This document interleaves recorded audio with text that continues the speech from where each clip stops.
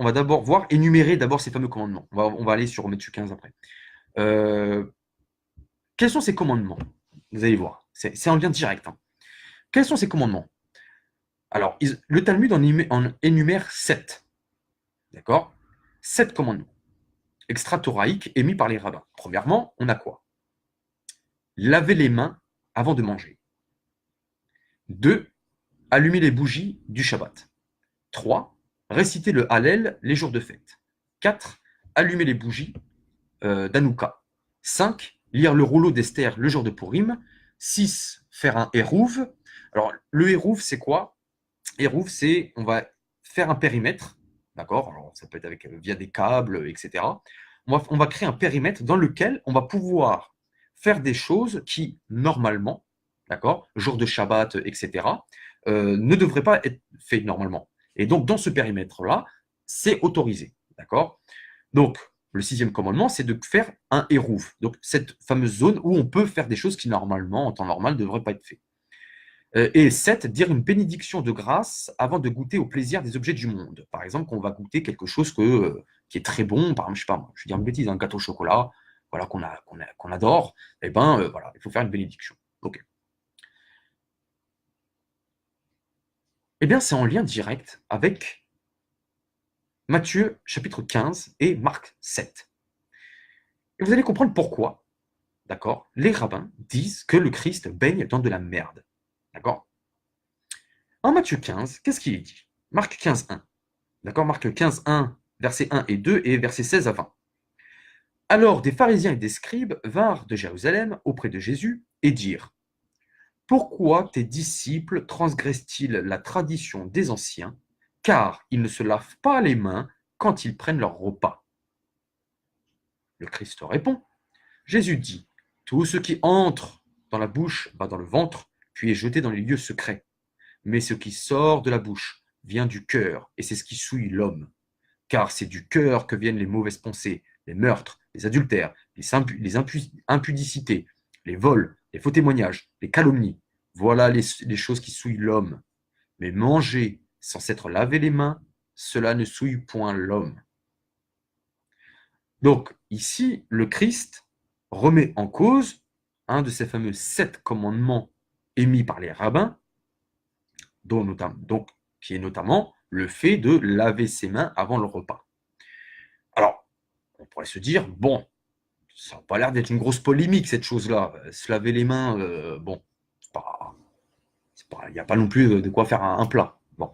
Donc les évangiles, ce qui est très intéressant d'ailleurs, c'est que les évangiles traduisent parfaitement l'état d'esprit de la sentence de Rav Hula. Rav Hula parle de mépriser la parole des sages, d'accord, par rapport à ces 7 commandements. Si on remet en cause ces commandements-là, on les méprise, d'accord? Eh bien, ce qui est très intéressant, c'est qu'en Matthieu 15, 12, on nous parle justement de scandale. En Matthieu 15, 12, qu'est-ce qu'on nous dit? Les disciples informèrent que le Christ en lui disant que les pharisiens ont été, je cite, hein, scandalisés des paroles qu'ils ont entendues. Scandalisés. Ça traduit bien la considération qu'a Rav Hula, d'accord, à propos de ceux qui critiquent ces fameux commandements, c'est-à-dire qu'on les méprise. Ok. Alors, quel regard les rabbins ont sur le fait de se laver les mains avant le repas? On pourrait se dire, bon, ça n'a pas l'air d'être une pratique. Bon. Eh bien, si, c'est crucial. C'est crucial.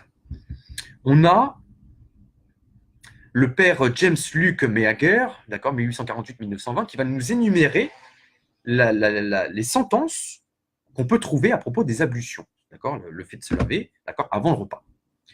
Écoutez bien. Je cite. Les Juifs étaient vraiment particuliers dans le lavement après le sommeil. Première citation. Celui qui ne se lave pas les mains avant de manger est aussi coupable de crime que manger du porc. Deuxième citation, qui se trouve dans le Zohar. Celui qui néglige l'ablution mérite d'être puni ici et dans l'autre monde. Troisième citation. Il est détruit hors de ce monde car l'ablution contient le secret des 10 commandements. il est coupable de mort. Cinquième citation. 3 péchés entraînent la pauvreté et se laver les mains à la légère en fait partie. Mishnah. Ensuite, celle-là est pas mal. Celle-là est pas mal. Celui qui mange du pain sans s'être lavé les mains est comme s'il était parti voir une prostituée. Ça, c'est dans le traité Sota.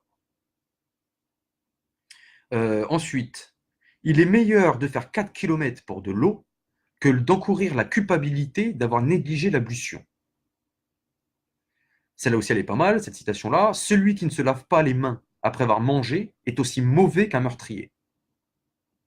Et ensuite, le père James Luke Meager nous informe, le Shulchan Aruch donne 26 règles pour le rite d'ablution du matin. Donc, en dessous du commandement d'ablution, on a encore 26 autres commandements. Ça, c'est un truc de fou. Voilà. Et donc, le Christ a remis en cause ça. D'accord? Il a remis en cause. Alors, on se dit, c'est quoi l'importance de ça? Talmud de Jérusalem. Il a été enseigné, écoutez bien, l'ablution fait partie, c'est un des facteurs qui amènerait au salut. Dans le Talmud de Jérusalem, écoutez bien, il a été enseigné au nom de Rabbi Meir, quiconque vit au pays d'Israël, mangeant sa nourriture quotidienne dans un état de pureté rituelle, donc il est question de laver les mains, parlant l'hébreu et disant les prières du matin et du soir dûment, accompagné de phylactères, et certain d'être parmi ceux qui vivront dans le monde à venir. Donc, on a ici des rabbins qui nous disent que le Christ baigne dans de la merde bouillante parce qu'il a remis en cause ces commandements-là. Voilà. Donc, Karim, si je comprends bien, tu nous invites sur ta lecture biaisée de Deutéronome 13, tu nous invites à nous soumettre à la conception rabbinique de Dieu qui nous dit, ces rabbins-là, qui nous disent que le Christ est puni dans de la merde bouillante par Dieu, d'accord? Dieu punit le Christ par de la merde bouillante parce qu'il a remis en cause leur commandement extra-thoraïque. C'est ça. Si je comprends bien, c'est ça. Donc tu nous demandes d'écouter les rabbins qui nous disent, d'après leur conception, d'accord, puisque ça fait partie de leur conception de Dieu. Hein. Je ne vais pas te l'apprendre, Karim. Les rabbins ont une conception de Dieu, faisant de Dieu un soumis à la halakha. Ça veut dire que Dieu, dans leur concept, se soumet à leurs décisions, se soumet à leur jurisprudence. Donc, dans leur conception, Dieu punit le Christ par de la merde bouillante parce qu'il a remis en cause leur commandement. Et ce n'est pas des commandements de Dieu, c'est leur commandement. Et donc Dieu le punit pour ça. C'est de ces gens-là que tu veux qu'on tire notre connaissance. Je ne comprends pas. Sois plus explicite.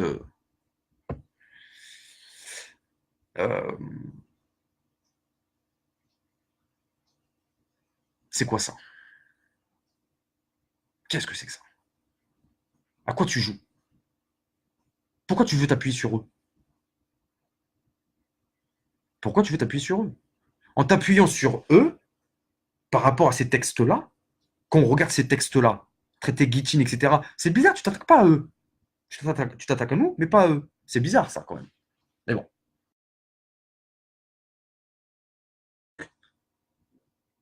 Moi, ça me montre surtout, Karim, ça me montre surtout que tu prends la religion à la légère.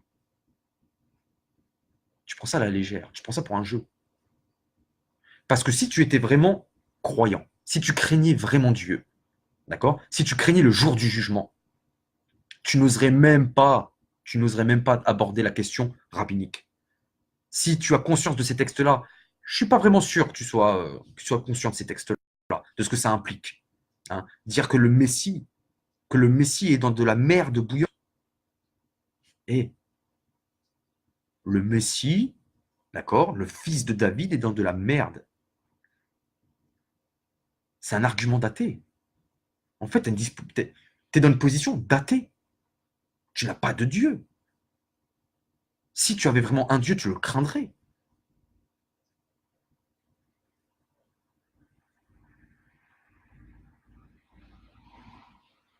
C'est un truc de fou. Moi, je comprends pas. Je comprends pas. Mais c'est pas grave. Tu vas répondre aussi sur Deutéronome 13. Voilà. C'est-à-dire que Deutéronome 13, selon toi, dit qu'on doit suivre les rabbins qui disent que le Christ est dans de la merde bouillante. Réponds à ça. Est-ce que tu nous dis qu'on doit suivre l'exégèse des rabbins, cette même exégèse sur Ecclésiaste 12.12 nous dit que le Christ est dans de la merde bouillante parce qu'il a remis en cause leur exégèse. Au point, ils en ont fait des mitzvot. Ils en ont fait des commandements. D'accord? De même importance, ça c'est important à le préciser, hein, de même importance que la Torah. C'est de ça, tu veux nous amener sur ce terrain-là, Karim? Karim, tu t'es embarqué en voulant faire appel au rabbin, tu t'es embarqué dans un conflit plurimillénaire. Tu ne te rends pas compte dans quoi tu t'es embarqué, en fait. D'ailleurs, comme tu ne sais pas dans quoi tu t'es embarqué en voulant me calomnier, parce que tu vas devoir répondre sur la crucifixion. Maintenant, réponds sur Deutéronome 13. Donc, tu nous demandes à suivre des rabbins qui nous disent que Dieu me pardonne. Franchement, que Dieu me pardonne, c'est pas ma pensée. Que le Messie est dans de la merde. C'est ça, en fait. C'est un truc de fou.